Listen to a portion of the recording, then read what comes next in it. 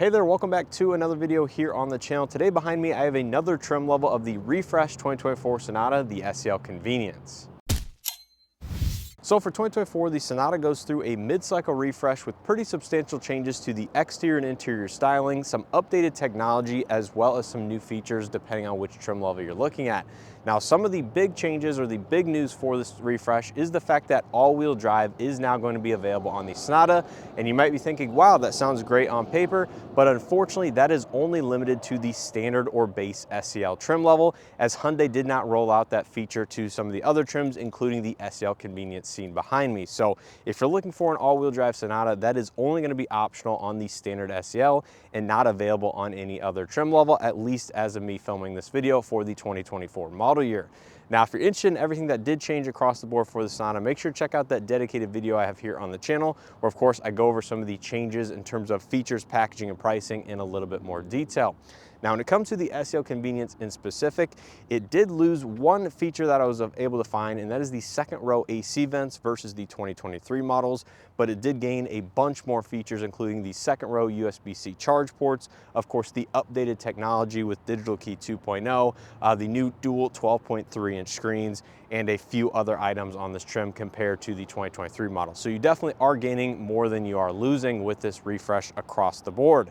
Now, when it comes to pricing, it did increase about $375 over the previous model year, which to me is a well worth it increase given you are getting the updated technology, the new styling, more standard features across the board, and everything like that. So with all that information in mind, let's not waste more time. Take a look at this SEL Convenience behind me and see what it has to offer for just under $32,000. So the Sonata in front of us is finished in the transmission blue exterior with the gray cloth interior. Now, this is not a brand new color to the Hyundai lineup, but it is going to be newly available on the Sonata, as this first debuted for the 2023 Ioniq 6. Now, under mostly sunny blue skies here, you can see it does bring out a lot of the blue metallic flake that you will find inside this paint color, with a nice grayish blue undertone. So if you're looking for a blue that doesn't necessarily stand out and isn't a bright blue, this is certainly going to be the color for you. Now, at the front end of every Sonata for the 2024 model year, you will receive the substantial styling updates that I did mention at the introduction of this video, including standard LED lighting, projector headlights, running lights, and turn signals, all found in these housings right here with your LED side markers at the bottom corner of the front bumper. Now, you will find some gloss black for the front grille, as well as some silver elements just outside of the headlamp assembly right here that does connect at the bottom and wraps around to the other side of the front bumper. Now, every Sonata will receive the stainless steel flat Hyundai logo for this refresh as well, which Hyundai has been slowly rolling out to their refresh in all new models, and certainly gives it a nice, more premium look in my opinion. Now, coming around to the side of the Sonata, this is where the changes are fairly minimal in comparison to the pre-facelift version of this generation. So there are some slight tweaks to the fender design, but the door panels and stuff are going to be mostly unchanged versus the pre-refresh models. But coming to the wheels and tires, these are going to be a new offering as well, as it did receive updated wheel designs across the board. The SEL Convenience does receive an 18-inch alloy wheel upgrade from the standard 17-inch with this package and trim level. It is a nice gloss black and machine finished. It is riding on Pirelli P0 all-season tires, 235, 45, 18-inch in diameter. So this is a very nice kind of high performance all-season, if you will. The fender vents do receive some styling enhancements in this area. Unfortunately, the SEL Convenience does not get the LED turn signal integration here on this. It's just a nice stainless steel silver accent with gloss black.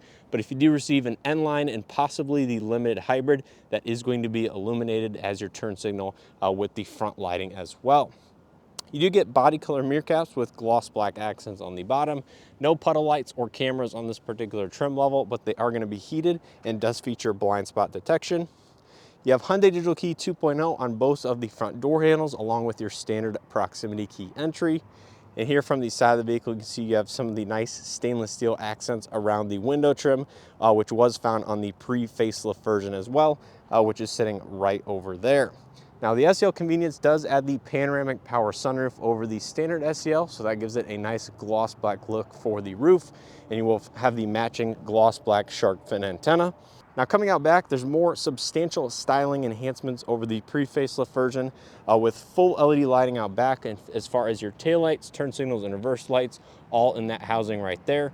Hyundai did expand the lighting across the entire width of the trunk lid, so that portion lights up with the running lights similar to that of the front of the vehicle. Some nice gloss black accents here on the lower rear bumper design with these silver accents that sort of mimic exhaust tips. Some nice diffuser fins. There is your backup camera with your trunk release button integrated into the gloss black rear spoiler on the top of the lighting assembly. And overall, I think this update to the Sonata looks fantastic here on the exterior, but it is certainly more aggressive in all personal opinion as to whether or not you like this version over that of the pre-facelift. But let's go ahead and take a quick look at the window sticker so you guys know exactly how this one is equipped, and then we'll jump onto the interior. So take a look at the window sticker. You're gonna have a lot of nice standard features and equipment on the standard SEL Sonata, including the smart cruise control with lane follow assist. You have the 17-inch alloy wheels, LED headlights and tail lamps, power driver seat, heated front seats, heated side mirrors, and the list really goes on. Now the convenience package adds even more equipment to that over the standard SEL, including the panoramic power sunroof, the 18-inch alloy wheels, the nicer LCD instrument cluster, Hyundai digital key, wireless charging, auto dimming interior rearview mirror, leather wrapped steering wheel, and the integrated navigation for the 12.3-inch infotainment system. Now that does increase the MSRP just over $3,000 over the standard SEL front wheel drive, which brings the total on this one to $31,700, including destination. So take a look on the interior. This one has the lighter gray cloth interior, but a black is going to be available as well. Starting out here on the door panel, this is going to be mostly unchanged versus the pre-facelift in this generation. So up top, you have a nice soft touch textured material, stainless steel accent that wraps into the door handle, as well as the light gray padded armrest. Now this is going to be color coordinated to the interior that you do choose. It has power windows, mirrors, and locks with automatic power front two windows, standard 6-speaker audio system, and a good amount of lower door storage with an integrated bottle holder. Now coming to the driver's seat, this is going to be the power driver's seat with two-way power lumbar. And once again, the lighter gray cloth that this one is equipped with. Nice pattern insert in the middle. And then there is going to be the revised and updated dashboard. So here on the inside of the SEL Convenience, you will find the nicer technology on the infotainment and gauge cluster, as well as some of the other updates they did make to the center console and steering wheel design. Now in front of the driver, you're going to find the 12.3-inch fully digital and configurable gauge cluster that is part of the convenience package. So if you do get the standard SEL, this will be slightly different versus this vehicle. Now this is controlled here on the left side of the steering wheel. You can see it does have your trip information in the center, speedometer and tachometer on the left and right respectively, with your fuel gauge as well as your coolant temperature odometer in the bottom right-hand corner, and your speed limit indicator in the top left with the lane keeping system up there in the center as well. Now cycling through some of the menus, you have your trip information, MPG, since refueling, tire pressure. You can put some of your navigation up here, as well as your safety systems and other items like that. Now it does change automatically with the drive modes if you have that setting turned on. So you can see cycling through the drive modes, we have normal, sport, as well as my drive, which is configurable here on the center infotainment screen. Now coming back to the steering wheel, the SEL Convenience does include the nicer leather wrapped steering wheel as part of this package, finished in the darker gray accents. You have the 4 dots, which is Morse code for Hyundai, and then you have the nice silver at the bottom, so it is a tri-spoke design. On the left side, you have your safety systems, including adaptive cruise control and lane follow assist. On the right side, you have your audio multimedia controls, and on the back, you do have paddle shifters for the 8-speed automatic transmission. Automatic headlights with auto high beam assist as standard. This one does not have the rain sensing wipers. And you can see also one of the bigger changes is the gear shift is now moved from the center console area to here on the lower part of the column. This is very similar to that of the new Kona, the Santa Fe, and of course the refreshed Sonata, and the electric vehicles such as the Ioniq 5 and Ioniq 6. Now to the left of the steering wheel, you have your gauge dimming, traction control off, electronic parking brake, as well as your trunk release button. And just above that, you have the AC vent with some nice silver, kind of darker gray accent material. It is slightly textured. It does continue across the entire dashboard underneath the infotainment screen over to the passenger side of the vehicle. Now the dashboard is going to be a nicer soft touch similar to that of the top side of the door panel. And coming over here to the center infotainment screen, this is going to be 12.3-inch in size as well. Does feature built-in navigation as part of the convenience package, as well as standard wireless Android Auto and Apple CarPlay.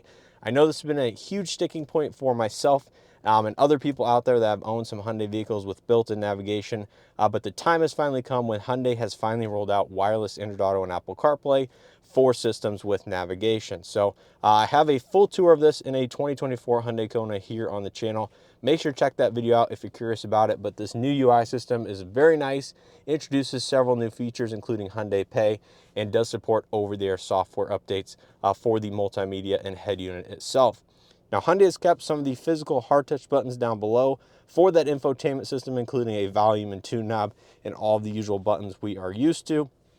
Dual zone automatic climate control standard on every Sonata, as well as heated front seats. Now, this is a new revision here as far as some of the climate controls, as the center screen is actually touch sensitive. So turn on your heated seats, you simply attach the screen here. Very similar to that of the Palisade calligraphy and some of the other nicer premium Hyundai models over the years. So this is a small touchscreen display with all of your HVAC controls integrated into it. And I really do like the knobs here with the numbers displayed on the inside.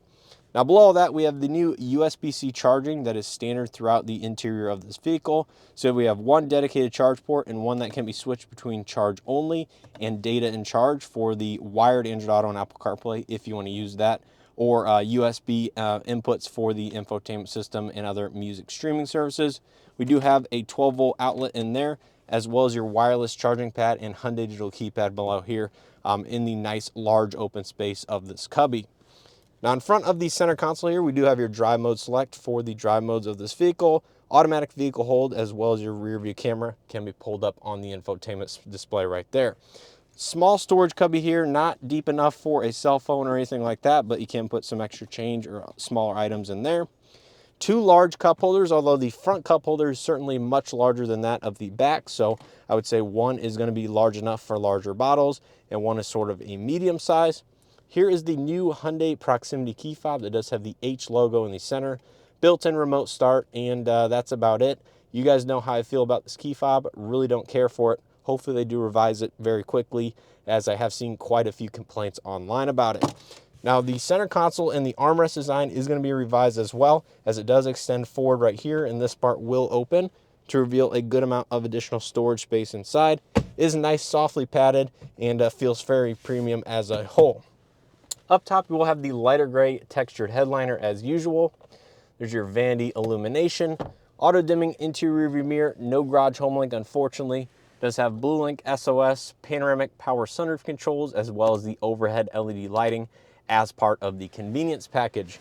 Now, take a look at that panoramic sunroof. It is the same size as the pre-facelift version with the integrated power shade. I'll go ahead and open it up for you guys since it is a very beautiful day outside. It does open quite far in comparison to some other vehicles out there, so you can see it is a nice wide design and will let in a ton of additional light and airflow inside of the cabin. So yeah, that's a quick look at the front seat here in the Sonata. Let's go ahead and take a quick look out back. Now, take a look at the second row of the Sonata. This is going to be one of the reasons that you will want to get the Sonata over that of the Elantra if you do value interior space. Now, in terms of all the materials on the door panels, those will follow through from the front, so soft touch materials throughout with a good amount of lower door storage. There's a look at the cloth seating surfaces with the accent in the center. And then stepping inside, it's going to be very easy. Just a little bit of a small duct here for the roof line, but that's pretty much a given for sedans. And that's going to be a look at the revised center dashboard. Now, out back, like I mentioned, you do lose the second row AC vents in this particular trim level over 2023. Not exactly sure why they did that, but I think that is only found in the top hybrid limited now versus this trim level or higher for 2023. You do get the new USB-C charge ports in every single trim, which is very nice. One mat pocket on the passenger side. Still do get the center armrest with two cup holders. Seats do fold down 60-40 split, and does include the darker accented seat belts as well.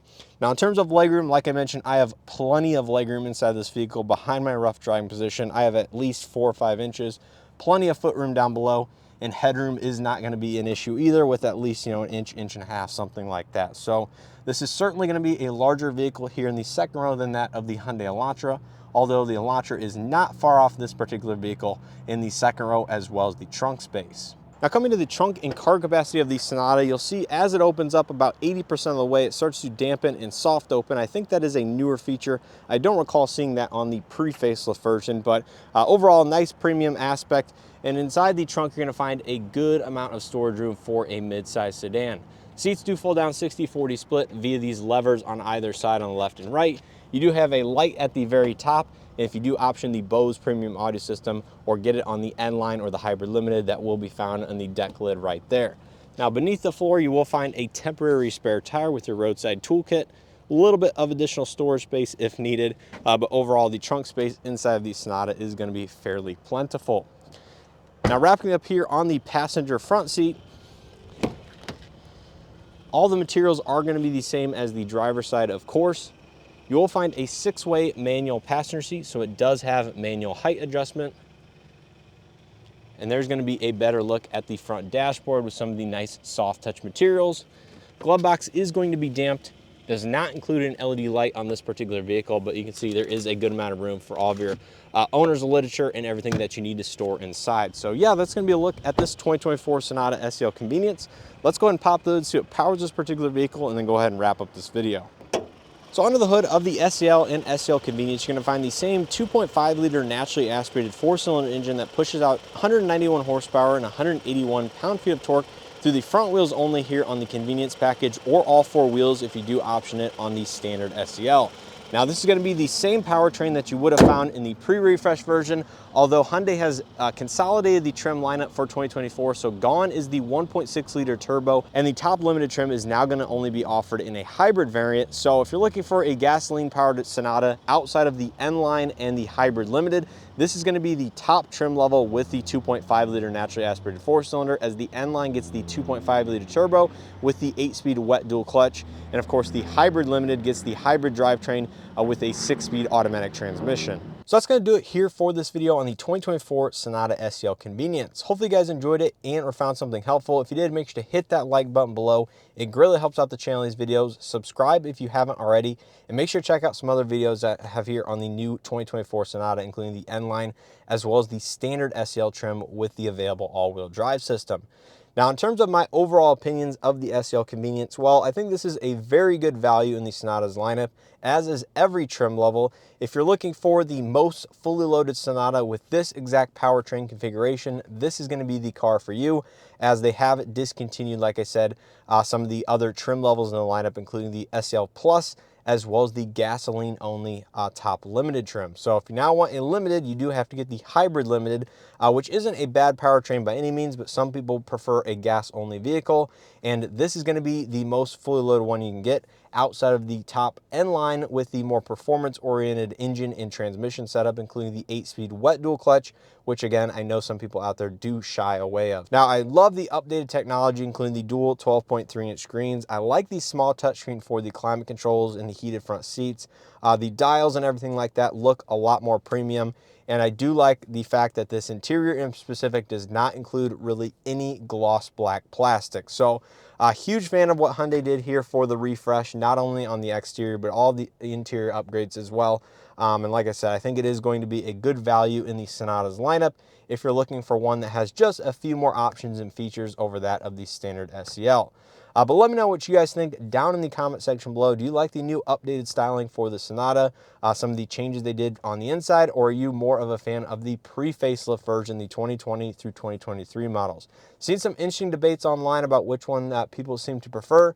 I like the 2024 and newer version a little bit more, but you really can't go wrong with either one. But I think the changes that they did make it just that much better. And of course, the available all-wheel drive is certainly a win, although I think they should have at least included that available all-wheel drive here on the Convenience package over that of the regular just standard SEL. Now, I'm actually watching a transport truck show up with some more new Santa Fe's on it, including the XRT. So be on the lookout for that in a future video. Super excited about that. But anyways, yeah, let me know your thoughts down in the comment section below. As always, I appreciate the continued support here on the channel and hope to see you guys in the next one.